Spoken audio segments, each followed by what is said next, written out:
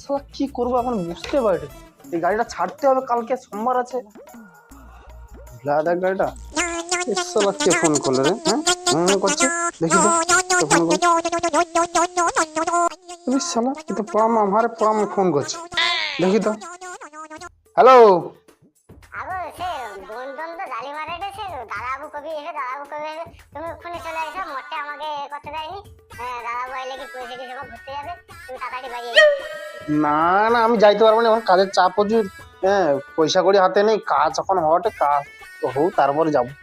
তুমি বড় মামা ওই টাকা দিয়ে মরবো মারা সারা জীবন, এটা শালি টালি যে কটা ঘুরতে যাবে তার বেলা ঘুরতে গেলে কি হবে? হ্যাঁ, তুমি আসবে না, আমি আর যাবোই না। হ্যালো,